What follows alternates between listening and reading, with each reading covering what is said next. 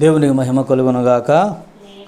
ప్రభునందున అత్యంత ప్రియులరా, ఈనాటి మన ధ్యానము కొరకు దేవుని పరిశుద్ధ గ్రంథములో నుండి ఒక చిన్న మాట మనము జ్ఞాపకం చేసుకుందాం.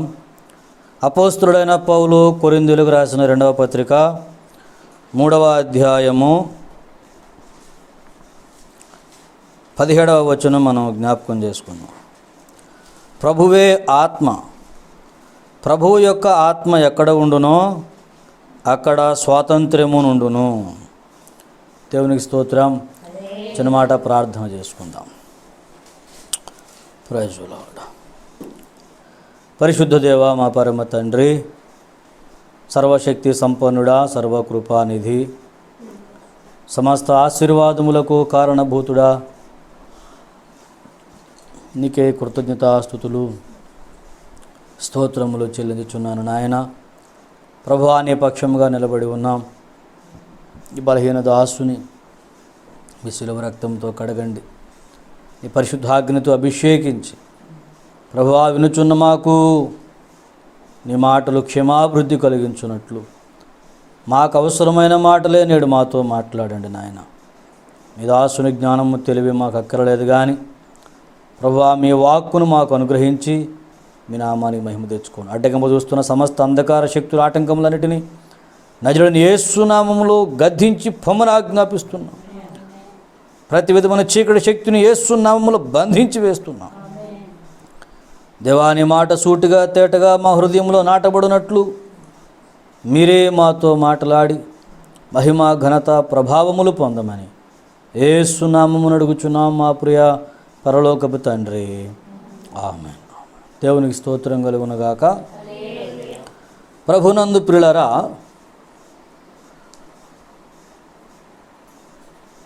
ప్రభువే ఆత్మ,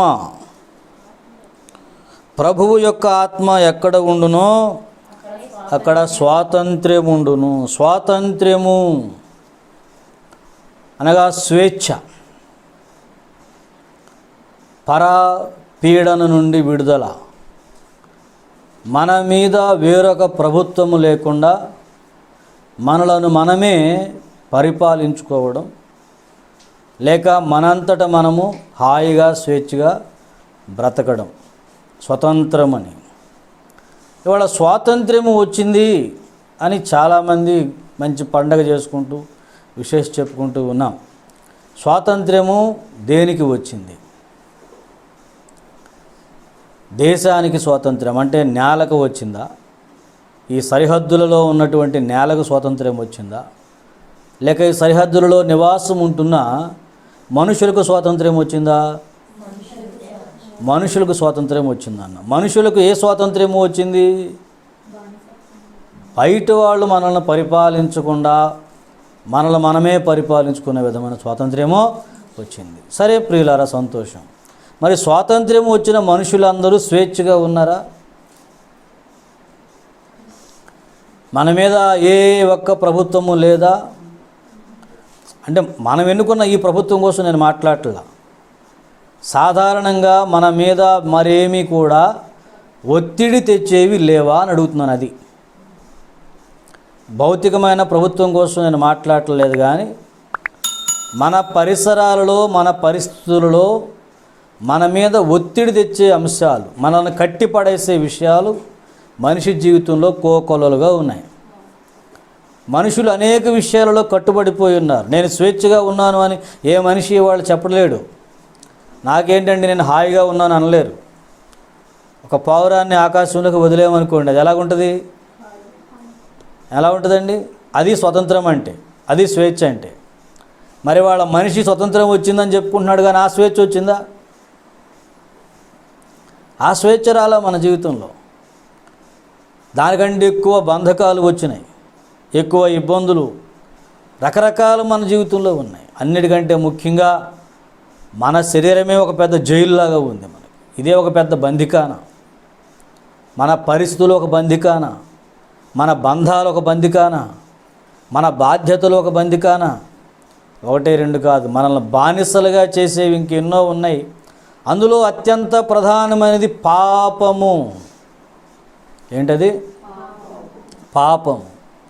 ఈ పాపము అనే దాస్యము నుండి, పాపపు దాస్యం అనే కాడి నుండి యేసు శిలువ యజ్ఞము మనకు విడుదల ప్రకటించింది. దేవునికి స్తోత్రం కలుగునుగా. హల్లెలూయా.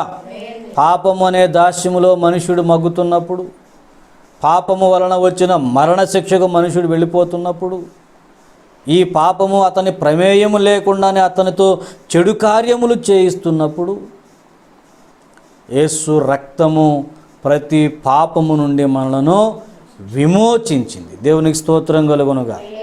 స్వతంత్రులవడానికి సహాయం చేశాడు యేసయ్య. ఇవాళ మనం అందరము కూడా యేసు రక్తమును ఆశ్రయించి స్వతంత్రులమని చెప్పుకుంటున్నాం. ఏమని చెప్పుకుంటున్నామండి? స్వతంత్రులము. అంటే దేని నుండి స్వతంత్రులము? పాపము నుండి స్వతంత్రులమని చెప్పుకుంటున్నాం. నిజముగా ఈ పాపము అనేది మనలో ఉంటే ఇది చాలాసార్లు మన మీద ఒత్తిడి తెచ్చి మనకిష్టము లేని పనులు మనతో చేయించిందని చెప్పుకున్నాం కదా. ఇప్పుడు ఈ పాపము నుండి మనం విడుదల పొందామని చెప్పుకుంటున్నాం కదండి. విడుదల పొందామనా లేదనా? అంటే యేసు రక్తం మనల్ని ప్రతి పాపము నుండి విడుదల చేసింది, పవిత్రపరిచింది. ఆ విమోచన క్రయధనము చెల్లించబడింది. ఇప్పుడు మనం అందరం ఏమయ్యామో? స్వతంత్రులమైపోయాం. దేవునికి స్తోత్రం చెప్పండి. హల్లెలూయా. స్వతంత్రులమైన మనము ఈరోజు స్వేచ్ఛగా హాయిగా బ్రతకగలుగుతున్నామా? ఇక నా మీద ఏ భారము లేదండి చెప్పగలుగుతున్నామా? స్వతంత్రం రావడం అంటే గూడులో పెట్టినటువంటి ఒక పక్షిని వదిలేయడం, పంజరంలో ఉన్న పక్షిని వదిలేసినట్టు ఒక స్వేచ్ఛా జీవితం రావాలి. కానీ మనము కూడా వాళ్ళ స్వతంత్రులము అని చెప్పుకుంటున్నాం, కానీ స్వేచ్ఛా జీవితం లేదంటున్నాం. ఎక్కడో మరి మనం దేనికన్నా బైండ్ అయిపోయి ఉన్నామా? ఏది మన మీద ఒత్తిడి తెచ్చి మన స్వేచ్ఛను హరించి వేస్తుంది? మన స్వేచ్ఛను హరిస్తున్నది ఏదో ముందు దాన్ని మనం గుర్తుపట్టాలి. అసలైన స్వాతంత్ర్యము మన జీవితంలో మనం ఎలా అనుభవించగలం? పిల్లలు ఇక్కడ గమనించండి. స్వాతంత్ర్యము అనుభవించడము అంటే హృదయములో ఒక స్వేచ్ఛ, హాయి, నిజమైన నెమ్మది. నాకు ఏ బంధకాలు లేవు అనిపించుకోగలేదు కదా. దేవునికి స్తోత్రం. ఇదే యేసయ్య మనకిచ్చాడట. గలతీయులకు రాసిన పత్రికలో మనతో మాట్లాడుతున్నాడు. అక్కడ చూడండి, గలతీ పత్రిక 5వ అధ్యాయములో 1వ వచనం ఒకసారి చూడండి. ఈ స్వాతంత్ర్యము అనుగ్రహించి క్రీస్తు మనలను స్వతంత్రులనుగా చేసు. కాబట్టి మీరు స్థిరముగా నిలిచి మరలా దాస్యమను కాడి క్రింద చిక్కుకొనకండి. మనను పట్టి బంధించే, మన మీద పాపమును ఆరోపించే ఆజ్ఞలన్నిటి నుండి దేవుడు మనల్ని విడిపించాడు. ఇక నువ్వు ఇది చేసే కనుక నేరం చేసావు, ఇలా చేయలేదు కనుక నేరం చేసావు అని మన మీద నేరారోపణ చేసే ఆ ధర్మశాస్త్రం నుంచి విడిపించాడు. మన మీద పాపమును ఆరోపించేది ఏదైతే ఉందో దాని నుంచి మనకు ఆయన స్వతంత్రమునిచ్చాడు. దేవునికి స్తోత్రం కలుగును. మరి మళ్ళీ దాని కింద చిక్కుకోవద్దు అన్నాడు. ఇప్పుడు మనము ధర్మశాస్త్రం కింద అయితే చిక్కుకోవట్లేదు, కానీ దేవుడు మనకి ఏ స్వేచ్ఛనైతే ఇచ్చాడో ఆ స్వేచ్ఛను పోగొట్టడానికి సాతానుగాడు మన చుట్టూ రకరకాల ఉచ్చులు వేసి పెట్టాడు. ఇవి సాధారణంగా చూస్తే కామన్ పాయింట్ లేదు, ఇలా మరి తప్పదు కదండి అనిపిస్తాయి. ఏంటండి, తప్పదు కదండి, మరి సమాజంలో బతుకుతున్నప్పుడు ఇవన్నీ తప్పదు కదా అంటాం. తప్పదు అనే కాడే మనల్ని వాడు తప్పటడుగులు వేసేలాగా చేస్తున్నాడు. పిల్లలారా, నేను ఒక మాట చెప్తున్నాను, గుర్తుపెట్టుకోండి.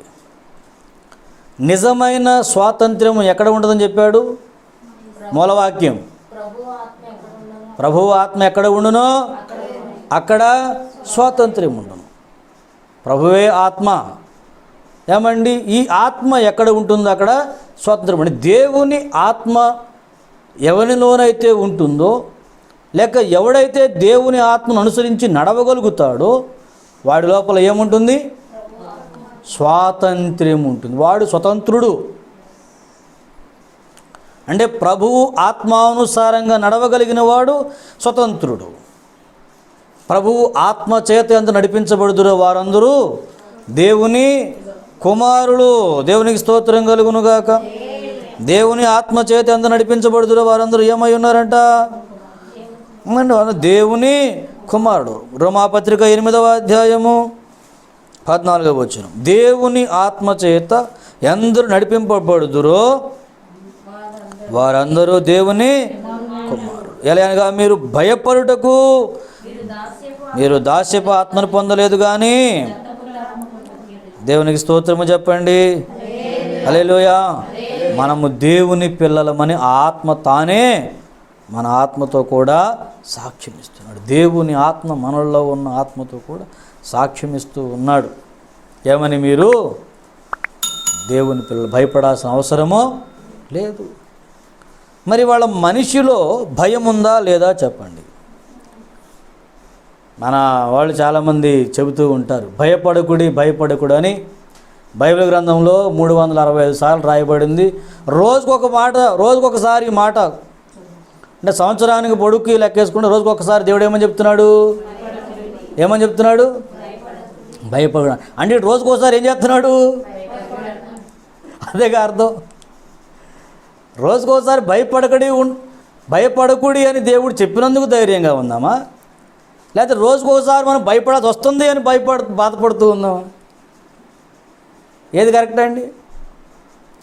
అంటే రోజు వీడు భయపడుతున్నాడు కాబట్టి రోజు దేవుడు భయపడొద్దని చెప్పాలి. ఎందుకు భయపడుతున్నాడు? ఏ కారణాలు ఉన్నాయి భయపడడానికి? నువ్వు దేవుని ఆత్మ వల్ల నడిపించబడితే భయపడే పరిస్థితి ఎందుకు వస్తుంది? మీరు భయపడాల్సిన అవసరం లేదని దేవుడు చెప్తున్నాడు.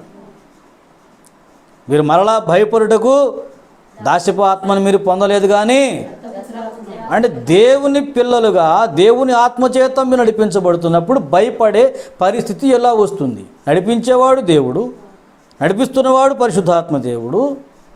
మనం వెళుతున్నది దేవుని రూట్లో. భయం ఎందుకు వచ్చింది మరి? నీ స్వేచ్ఛ ఎందుకు హరించుకుపోతుంది అక్కడ? భయం వచ్చింది అంటే సమాధానం పోయిందిగా లోపల. భయం వచ్చిందని స్వేచ్ఛ లేదుగా నీకు. ఇంకా ఈ భయము ఎన్ని రూపాల్లో వస్తుంది గుర్తుపెట్టుకోండి. మొట్టమొదటి విషయం, మన పోషణ సంబంధమైన భయం. ఏంటిదండి? ఈ పోషణ సంబంధమైన భయము మనిషి దేవుని కొరకు నమ్మకంగా బ్రతకకుండా చేస్తుంది చాలాసార్లు. ముందా చెప్పాను నేను, పక్షుల గురించి చెప్పానుగా, పక్షి స్వేచ్ఛగా వెళ్తుందని. దానికి ఎవరు ఆహారం పెడుతున్నారు? యేసయ్య మనకు చెప్పాడు, ఆకాశ పక్షులను చూడుడి అన్నాడు, అనలేదు ఆయన? మనకు బాగా కంటతా వాక్యం అది. ఆకాశ పక్షులు మేము సమానమా తండ్రి? అసలు పోల్చడానికన్నా నీకేమన్నా నాలెడ్జ్ ఉండొద్దా? వాటికన్నా బిల్డింగులు ఉన్నాయా? బాత్రూమ్లు ఉన్నాయా? వాటికి ఏమన్నా కుటుంబాలు ఉన్నాయా? భార్య బిడ్డల కొరకు గొడవలు ఉన్నాయా? ఆకాశ పక్షులతో మమ్మల్ని ఎలా పోరుతూ ఆ రోజు అడగలేదు మరి యేసయ్యని. పాస్టర్ గారులు ఈ వాక్యం చెబుతున్నారు, విశ్వాసులు ఆహా అని వింటున్నారు. కానీ నిజ జీవితంలో దీన్ని అప్లై చేసుకోవడానికి ఎంతమంది ఇష్టపడతారు చెప్పండి? ఆకాశ పక్షులను చూడండి, అవి విత్తవు, కోయవు, వడకవు, వాటిని నేను పోషిస్తున్నాను కదా అన్నావు ప్రభువా. నువ్వు పక్షిలాగా ఉన్నావు అసలు? ఆలోచించు. నువ్వు పక్షిలాగా అంత స్వేచ్ఛగా అంత హాయిగా, నాకు ఈ రోజు గురించి నాకు దేవుడు అన్నం పెట్టేసాడు, నాకు అయిపోయింది, రేపటి గురించి నాకు భయం లేదు, హాయిగా నాకు గూటికి పోయి నేను పడుకుంటాను అనుకుంది తప్ప ఒక్క పక్షాన్ని నాకు కనీసం కాసిన తీసుకొచ్చి దాచుకుందామని ఎప్పుడన్నా అనుకుందండి గూట్లో? హాయిగా పోయి పడుకుని స్తుతించుకుని పొద్దున్నే హాయిగా లేవుతుంది అది. దాని ఫుడ్ దానికి రెడీగా ఉంటుంది. దేవుడు వాటితో ఎందుకు పోల్చారంటారు చెప్పండి? అంటేనండి మరి అన్ని విషయాల్లో అలాగ అనుకుంటే ఎలాగంటే మనం మనుషులు కదా అంట. మరి ఆ మాట అనుకోకపోతే ఇప్పుడు ఆకాశ పక్షులలో అలాగ అన్నావు ప్రభు అని అనుకో. మళ్ళీ నువ్వు ప్రార్థన చేసేటప్పుడు నువ్వు అలా ప్రకటించుకో. Even pastor also. ఈయన కూడా ప్రసంగం చేస్తాడు, మళ్ళీ ఆయన భయపడతాను ఉంటాడు. రేపు మరి నా కుటుంబము, నా ఫ్యూచరు, నా పిల్లలు, ఆ ఫ్యూచరు, వాళ్ళకి మరి ఇళ్ళు, వాకిళ్ళు, బళ్ళు, ఆ తర్వాత మళ్ళీ పిల్లలు, చాలా మళ్ళీ ఆడపిల్లలు, ఏమండి దీనంతా మరి బోర్డు అంత కావాలి. వాక్యం చెబుతూనే చాలామంది కన్నీరుగా వచ్చేసాం, ఉద్యోగం వదిలిపెట్టి మేము వచ్చేసాం, ఏముంది మాకు ఇక్కడ, ఎంత కష్టపడుతున్నాం. ఎవడు రమ్మన్నాడు పోయి ఉద్యోగం చేసుకోగా?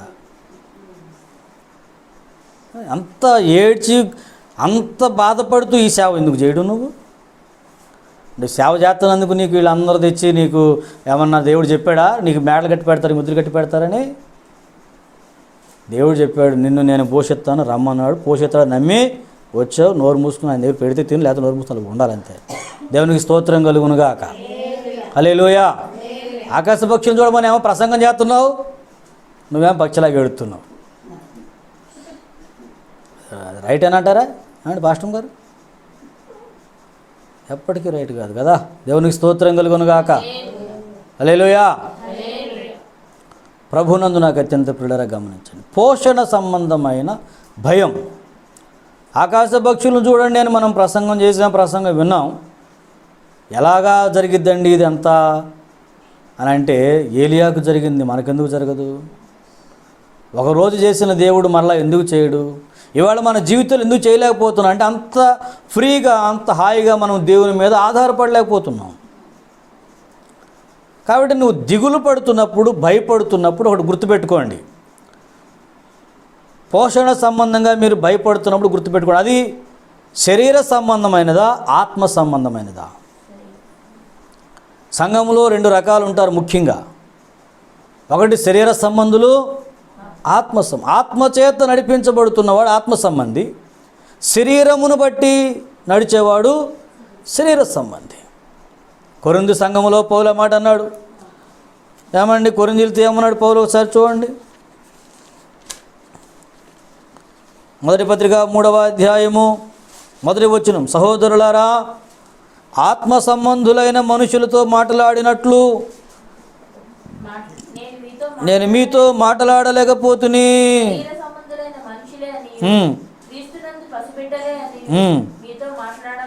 దేవునికి స్తోత్రం కలుగునుగాక. అంటే ఆత్మ సంబంధులైన మనుషులతో మాట్లాడే తీరు వేరుగా ఉంది, శరీర సంబంధులైన మనుషులతో మాట్లాడే తీరు వేరుగా ఉంది. ఇప్పుడు మనం అందరము ఎవరమని చెప్పుకుంటున్నాం?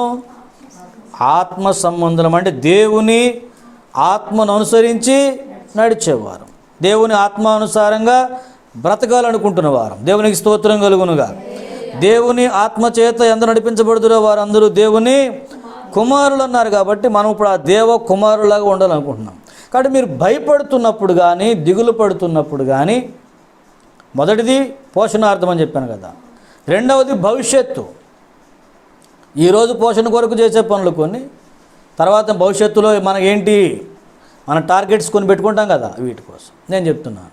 మీరు ఏమన్నా టార్గెట్స్ పెట్టుకోండి, వేటి కోసమన్నా మీరు భయపడండి, దిగులు పడండి, చింతపడండి, దుఃఖపడండి, ఏమన్నా చేయండి. కానీ ఒక్కటి ఆలోచించండి, అదేనంటే నువ్వు చింతపడుతున్నది, దుఃఖపడుతున్నది, భయపడుతున్నది అది ఆత్మ సంబంధమైన విషయమా, శరీర సంబంధమైన విషయమా? వీటి విషయంలో నువ్వు క్లారిటీకి వచ్చేస్తే నీ స్వేచ్ఛను హరించే శక్తి ఎవ్వడికి లేదు. నువ్వు దిగులు పడవు, బాధపడు, గాయపడు, దుఃఖపడు, భయపడు, నువ్వేమన్నా చెయ్యి, నీ లోపల ఎలాంటి ఎమోషన్ అన్న రాని, ఏ ఫీల్ అన్నా నీలో కలగనాయి. నీలో కలుగుతున్నటువంటి ఆ భావాలు, ఆ ఫీలింగ్స్ దేనికి సంబంధించినవి, వాటి మీద ఒకసారి మనసు పెట్టి మనం ఆలోచిస్తే మనము స్వతంత్రులమో పరతంత్రులమో అర్థమైపోతుంది. మనము బానిసలమో స్వతంత్రులమో తెలిసిపోద్దండి. శరీరము నిన్ను లొంగ తీసుకుంటుందా, ఆత్మ నిన్ను లొంగ తీసుకుంటుందా? నువ్వు దేవుని ఆత్మను అనుసరించి నడుచుకున్నట్టయితే ఆత్మ సంబంధివి, శరీరం నడుచుకుంటే శరీర సంబంధివి. నువ్వు శరీరమును అనుసరించి నడుచుకోవు, శరీరం అనుసరించి నడుచుకోవడం నీకు ఇష్టం లేదు కదా, మరి అప్పుడు శరీర సంబంధమైన వాటి గురించి నీకు దిగులు దేనికి? శరీరమును అనుసరించి నడవడం నీకు ఇష్టం లేనప్పుడు మరి నువ్వు దిగులు పడుతున్న అంశాలన్నీ దేనికి సంబంధించినాయి? నువ్వు భయపడుతున్న అంశాలన్నీ దేనికి సంబంధించినాయి? నువ్వు గాయపడుతున్న అంశాలన్నీ దేనికి సంబంధించినాయి? నువ్వు తలపట్టుకుని మూలన కూర్చున్న అంశాలు దేనికి సంబంధించినాయి? ఆత్మ సంబంధించినయా, శరీరానికి సంబంధించినయా? ఈ దాస్యము కిందకు మళ్ళీ మీరు పోవద్దు అన్నాడు. ఎందుకంటే ఈ శరీరాశ, ఈ నేత్రాశ, ఈ జీవపటము అనేవి ఇవి దేవుని వలన కలిగినవి కావు. ఇవి మనకు వాడు ఎరలుగా వేస్తాడు సాతాను. వీటికి మీరు దూరముగా ఉండండి అని దేవుడు చెప్తున్నాడు మనతో. ప్రభునందు ప్రియులారా, చూడండి, యోహాను రాసిన మొదటి పత్రిక 2వ అధ్యాయము 16వ వచనం. లోకములో ఉన్నదంతయు అనగా శరీరాశయు, నేత్రాశయు, జీవపు డంబమును తండ్రి వలన పుట్టినవి కావు, అవి లోక సంబంధమైనవే. ఇక ఎంతకన్నా స్పష్టంగా ఏం చెప్పాలి? ఏమన్నాడు? అవి తండ్రి వలన పుట్టినవి కావు. సో నువ్వు దిగులు పడుతున్నప్పుడు, దుఃఖపడుతున్నప్పుడు, అయ్యో నాకు స్వేచ్ఛ లేదు, స్వాతంత్ర్యం లేదు, నేను ధైర్యంగా లేను, నాకు చాలా బాధ ఉంది, గాయం ఉంది, నాకు ఎక్కడ స్వేచ్ఛ స్వతంత్రాలు ఉన్నాయని నువ్వు వాపోతున్నప్పుడు ఒకటి గుర్తుపెట్టుకో. ఏ విషయం గురించి నువ్వు అంత దిగులు పడుతున్నావు, టెన్షన్ పడుతున్నావు అంటే ఈ మూటిల్లో ఏదో ఒకటి అయి ఉంటుంది. నేత్రాశ, శరీరాశ, జీవపు డంబము. ఈ మూడు ఎక్కడ తండ్రి వలన పుట్టినవి కావు. తండ్రి వలన పుట్టినవి కాని వాటి కొరకు నువ్వు ఆరాటపడుతూ, ఆవేశపడుతూ, గాయపడుతూ, వాటి వెనకాల పరుగులు పెడుతూ, ఇది నాకు దొరకలేదని దిగులు పడుతూ, నాకెక్కడ స్వేచ్ఛ ఉంది అని అంటే, దేవుడు ఏ దాస్యం అనే కాడి నుంచి నన్ను విడిపించాడో మళ్ళీ నువ్వు అదే కాడి కిందకి వెళ్ళిపోయావు. మరి అప్పుడు నీకు స్వాతంత్రం ఎలాగొచ్చినట్టు? ఇంకా నీ స్వాతంత్ర్యం సైతాన్ గాడు ఎరేసి లాగేసుకున్నాడు. అందుకే దేవుడు నిన్ను స్వతంత్రుడిగా చేశాడు అనే విశ్వాసం ఉంది, కానీ స్వతంత్రుడును నేను అనే అనుభవము లేదు. విశ్వాసము వేరు, అనుభవము వేరు. విశ్వాసం ఉంటే ప్రయోజనం లేదు, అది అనుభవానికి రావాలి. మనం ఈ శరీరములో నుండి, ఈ రక్తములో మనము కడగబడ్డాం, యేసు రక్తములో కడగబడ్డాం, ఇక పరిశుద్ధులం అయిపోయాం అనుకున్నాం. ఎక్కడ పరిశుద్ధులయ్యాం? ఈ అవయవములన్నీ పాపానికే మళ్ళీ దాస్యము చేస్తున్నాయి. దాని కొరకే కదా పని చేస్తున్నావు నువ్వు. ఏమండి కదా, మీరు బాప్టిజం పొందడం ద్వారా క్రీస్తుతో కూడా పాతి పెట్టబడ్డారని చెప్పాడు కదా. మరలా ఇప్పుడు తిరిగి లేచారు పునరుద్ధానంలో అని చెప్పాడు కదా, రోమాపత్రిక 6వ అధ్యాయము. ఏమంటే ఇక మీరు క్రీస్తు సంబంధులు అని చెప్పారు, పాపముకి మీ లోపల లేదు. చూడండి 6:11, అటువలే మీరును పాప విషయమై మృతులుగాను, దేవుని విషయమై క్రీస్తు యేసునందు సజీవులుగాను మిమ్మును మీరే ఎంచుకున్నాడు. కాబట్టి దురాశలకు లోబడినట్లుగా చావుకు లోనైన మీ శరీరమందు పాపమును ఏలనీయకుండి. తర్వాత, మరియు మీ అవయవములను దుర్నీతి సాధనములుగా పాపమునకు అప్పగింపకుడి, అయితే మృతులలో నుండి సజీవులం అనుకొని మిమ్మల్ని మీరే దేవునికి. 16వ వచనం, లోబడుటకు దేనికి మిమ్మును మీరు దాసులుగా అప్పగించుకుందురో అది చావు నిమిత్తము పాపమునికే గాని, నీతి నిమిత్తము విధేయతకే గాని, ఏమండి దేనికి మీరు లోబడుదురో దానికే దాసులగుదురని మీతో చెప్తున్నా. మీరు ఎరుగరా? దేవునికి స్తోత్రం. అంటే మన చేతుల్లో ఉంది ఇప్పుడు ఇది. నేను ఇక లేను, చనిపోయాను అనుకున్నాం, బాప్టిజం పొందాం, తిరిగి వచ్చేసాం, పాపపు జీవితం పోయింది అనుకున్నాం. ఈ అవయవములు, ఇక ఈ శరీరము, ఈ ప్రాణము, ఈ ఆత్మ ఇప్పుడు ఎవరివి? తిరిగి నూతనంగా జన్మించాం. నా సంకటములన్నీయు తీరిపోయే, సంహార దూత నన్ను దాటిపోయే అని చక్కని పాట పాడుకుంటూ నీళ్లలో నుండి బయటకు వచ్చి కొత్తగా తిరిగి జన్మించాం. యేసయ్య కుటుంబంలో, పరలోకంలో ఆనందం, భూమి మీద ఆనందం అవహా అనుకున్నాం. మరి ఈ అవయవాలు ఏ పని చేస్తున్నాయి? నీ భౌతిక అవయవాలు కానీ, అంతరేంద్రియాలు కానీ ఏ పనిలో బిజీగా ఉంటున్నాయి? దేవుని పనిలోనైనా? నీతికి దాసులుగానే అవి పని చేస్తున్నాయా, లేక పాపమునికి దాసునిగా? పాపం అంటే ఇప్పుడు మేము ప్రత్యేకంగా పాపాలు ఏం చేయట్లేదండి పాస్టర్ గారు. పాపాలు చేయడం అంటే మీరు చెప్పుకుంటున్నారు లోకంలో కనబడే కొన్ని పాపాలు కాదని మీకు తెలుసు.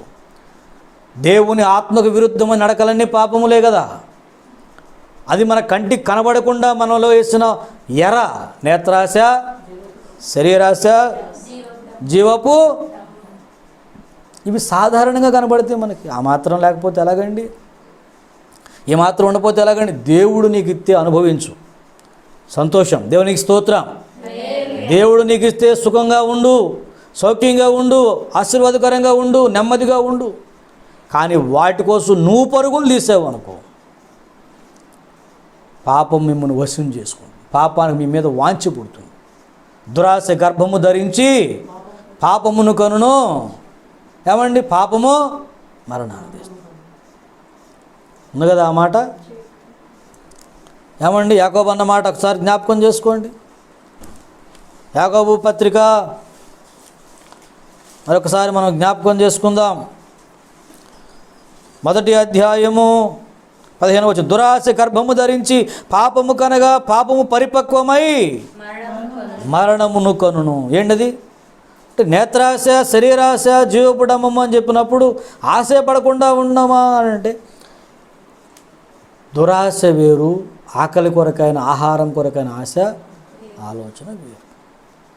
ఈ శరీరాశ అనేది అది శృతి మించి దురాశగా మారి చివరికి పాపము జయించి అక్కడి నుంచి మళ్ళీ ఎక్కడ తీసుకుపోతుంది మనల్ని అంటే ఏ మరణము నుండి మనము స్వతంత్రులమయ్యామో, ఏ పాపము నుండి మనం విడుదల పొందామో, మళ్ళీ అదే పాపము అదే మరణంలోకి వెళ్ళిపోవడం అన్నమాట.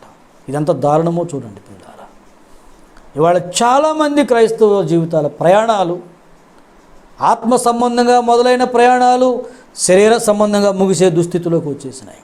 అందుకే స్వేచ్ఛ లేదు.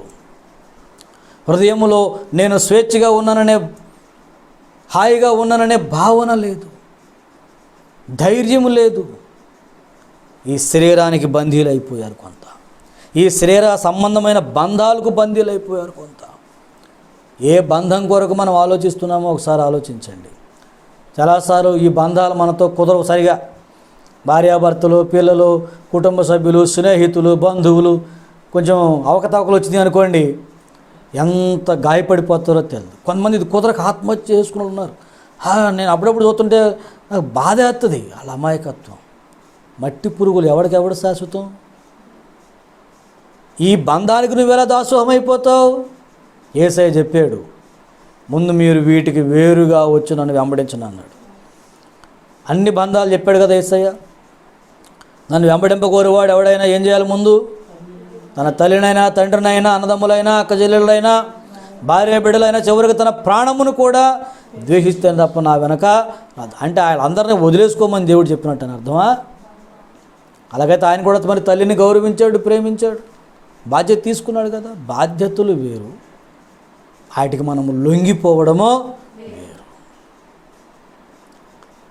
ప్రేమించాలి, అందరినీ మనం ప్రేమించాలి, మన కుటుంబాన్ని మనం ప్రేమించాలి, తల్లిదండ్రులను గౌరవించాలి, పిల్లలను ప్రేమించాలి, వాళ్ళ విషయంలో మన బాధ్యతలు నిర్వర్తించాలి. కానీ ఏ బంధానికి నువ్వు వశము కాకూడదు. నువ్వు వశము కావలసింది నీ ఆత్మ సంబంధమైన బంధము దేవుని ఆత్మకు మాత్రమే. దేవునికి స్తోత్రం కలుగునుగా. ఆత్మ వశులు కావాలి. ఇప్పుడు ఇందాక మీకు చెప్పిన మాటల్లోకి వచ్చేయండి. దేవునికి స్తోత్రం కలుగునుగా. ఏ వశులు కావాలని చెప్పాను ఇందాక? ఆత్మ వశులు అయిపోయినప్పుడు ఈ శరీరము మీకు తెలియదు, దాని బంధాలతో కూడా మీకు పని ఉండదు. అప్పుడు మీరు స్వేచ్ఛగా ఉంటారు. దేవునికి స్తోత్రం కలుగునుగా. ఆత్మ సంబంధమైన బంధాలకు మీరు లొంగిపోయారు అనుకోండి. బైబిల్లో ఒక యాజకుడు ఉన్నాడు. శరీర సంబంధమైన బంధానికి లొంగిపోయి పిల్లల మీద ప్రేమ కొద్దీ వాళ్ళు ఏం చేస్తున్నా సరే వాళ్ళని సమర్థించాడు. చివరికి వంశమే లేకుండా నాశనం అయిపోయింది. ఏమండి?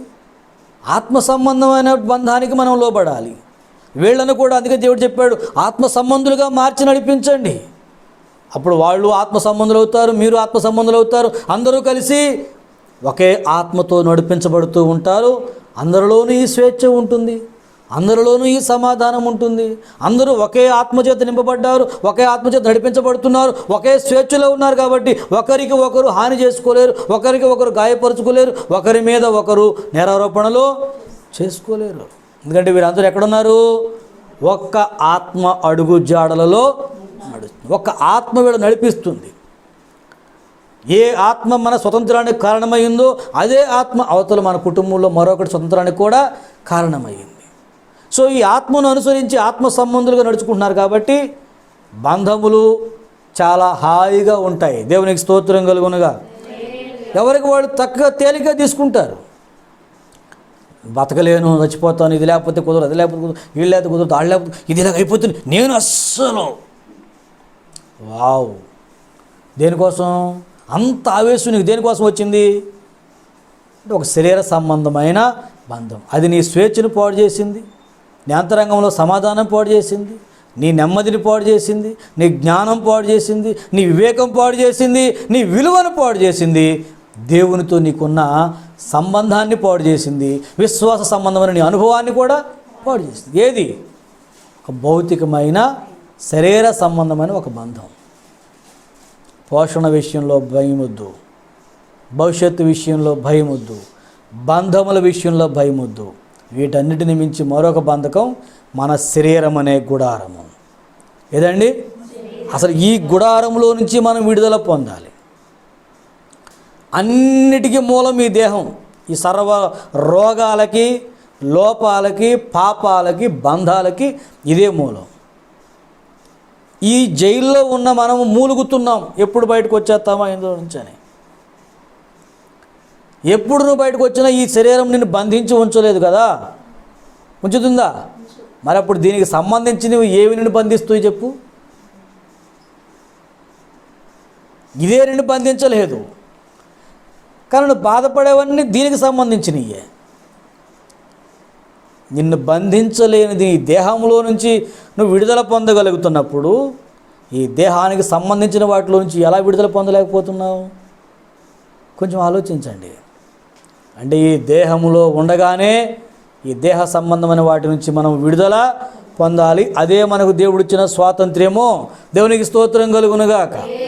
నువ్వు అలా బయటికి వచ్చేసి ఈ బంధములన్నిటిలో నుండి బయటకు వచ్చి వాటన్నిటిని సంరక్షించు, పోషించు, ఏమన్నా చెయ్యి. ఈ భూమి మీద ఉన్నంతకాలం వాటిని దేవుని వైపు నడిపించే ప్రయత్నం చెయ్యి. నువ్వు హాయిగా ఉంటావు, నీ చుట్టూ ఉన్న వాళ్ళు కూడా హాయిగా ఉంటారు, నువ్వు క్షేమంగా ఉంటావు, నీ చుట్టూ ఉన్న వాళ్ళందరూ క్షేమంగా ఉంటారు. నేత్రాశ, శరీరాశ, జీవకుటమ్మం ఇవి దేవుని వల్ల కలిగినవి కావు. కానీ మనిషి ప్రయాణం వల్ల వాటి వెనకే. అంటే ఇది సాతాను వేసిన ఎరా, ఇది నీ స్వేచ్ఛని హరిస్తుంది, దాని నుంచి దూరంగా ఉండు. 2, పోషణ సంబంధమైన భయాలు, భవిష్యత్తు సంబంధమైన భయాలు, మన చుట్టూ ఉన్న బంధాలకు సంబంధించిన భయాలు. వీటి నుంచి నువ్వు విడుదల పొందితేనే నిజమైన స్వాతంత్ర్యము. సో వీటి నుంచి ఎలా విడుదల పొందాలంటే ఒకటే చిన్న టెక్నిక్ నేను చెప్పాను, మీరు ఆలోచించుకోండి కూర్చుని. నేను భయపడుతుంది, బాధపడుతుంది, ఎదురు చూస్తుంది దేనికి సంబంధించింది? అది శరీర సంబంధమైనదా, ఆత్మ సంబంధమైనదా? అది శరీర సంబంధమైనదని తేలిందనుకోండి, టేక్ ఇట్ ఈజీ. అయితే అవ్వచ్చు, అవ్వకపోతే దానివల్ల మనకు నష్టమేమీ లేదు. దానికోసం మనం మన శాంతిని పోగొట్టుకోవాల్సిన అవసరం లేదు, మన స్వేచ్ఛను పోగొట్టుకోవాల్సిన అవసరం లేదు, మన మనసు పాడు చేసుకోవాల్సిన అవసరం లేదు, మనం దిగులు పడాల్సిన అవసరం లేదు. అమ్మో ఇది పోయింది ఇప్పుడు నేను ఎలాగా అని కంగారు పడాల్సిన భయము లేదు. ఆత్మ సంబంధం అయిందనుకో, దేవుని న్యాయపీఠం దగ్గరకు వచ్చాయి, దేవుని బలిపీఠం దగ్గరకు వచ్చాయి, దేవుని కరుణాపీఠం వద్దకు వచ్చాయి. అక్కడ మోకరించు, కన్నీరు గార్చు, ప్రార్థించు. దేవుడు దొరికేదాకా ఎబ్బోకు రేవు దగ్గర యాకోబు పెనుగులాడినట్టుగా, పోరాడినట్టుగా వదలొద్దు కేసై దొరికిందాకా. ఆయనతో సమాధాన పడిపో. అప్పుడు మళ్ళీ నీ శాంతి నీకు తిరిగి వస్తుంది. దేవునికి స్తోత్రం కలుగునుగా. దావీదు కన్నీరు గార్చి ప్రార్థించాడు చూసారా, మరలా అక్షరానందం నాకు. సింహాసనం కోసం అలా ఎక్కడన్నా దావీదు ఏడ్చినట్టు ఉందా అండి?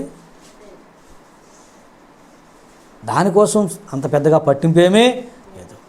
యోబు భక్తుడు మనకు తెలుసు, అంతా పోయినా దానికోసం ఏమని ఎక్కడ నేర్చినట్టు మనం చూసామా అండి? దేవుని కోసం. దేవునికి స్తోత్రం కలుగునుగా. హల్లెలూయా. ఏడ్చాడు. మరి మనమండి, మనం దేనికోసం? మన కన్నీరు, మన ఏడ్పు, మన దిగులు, మన భయం దేనికోసం? కాబట్టి గుర్తుపెట్టుకోండి, శరీర సంబంధమైన అంశం ఇది అనుకుంటే టేక్ ఇట్ ఈజీ, దాన్ని వదిలేయి. ఆత్మ సంబంధమైనది అనుకుంటే పట్టుబట్టి దేవుని దగ్గర సాధించు. నీ స్వేచ్ఛ, నీ రక్షణ మళ్ళీ నీకు తిరిగి వచ్చేదాకా. శరీర సంబంధమైన వాటికి అధిక ప్రాధాన్యత ఇచ్చి ఆత్మ సంబంధమైన వాటిని పట్టించుకోకుండా ఉంటే నువ్వు ఎప్పటికీ స్వతంత్రుడు కాలేవు. సాతాను నిన్ను మోసం చేశాడు. నువ్వు ఈ లోకంలో మళ్ళీ వెనక్కి నీ ప్రయాణం మొదలుపెట్టేశావు. దిగులు, చింత, యాతన, వేదనతోనే నీ జీవితం ముగిసిపోవాల్సి వస్తుంది తప్ప దేవుడిచ్చిన స్వేచ్ఛను అనుభవించలేవు. సో ఒక్క మాట నేను చెప్తున్నాను, ఆత్మను అనుసరించి నడుచుకున్నప్పుడు స్వేచ్ఛ. ఎందుకంటే దేవుని ఆత్మ ఎక్కడుందో అక్కడ స్వేచ్ఛ. దేవుని ఆత్మను అనుసరించి ఎవడు నడుస్తున్నాడో వాడు స్వేచ్ఛాపరుడు. దేవుని ఆత్మతో సంబంధం లేని అంశములు ఉన్నాయి చూసారా, అవన్నీ నీ స్వేచ్ఛను హరించేవి. వాటిని పట్టించుకోవద్దు పిల్లరా. నిజమైన స్వేచ్ఛ, స్వతంత్రాలు మనం అనుభవించినట్లు యేసయ్య దగ్గరికి పోదాం. ఈ శరీరమును, దానికి సంబంధించిన వాటిని మనం పక్కన పెట్టే విధంగా దేవుడు కృప మనకు ఇచ్చినట్లు మోకరించి ప్రార్థన చేద్దాం. ప్రార్థన చేసుకుందాం. ప్రభువు ముఖదర్శనం చేస్తూ దేవుని దగ్గరికి వెళ్ళి యథార్థముగా ఒక్క మాట మనం జ్ఞాపకం చేసుకుందాం.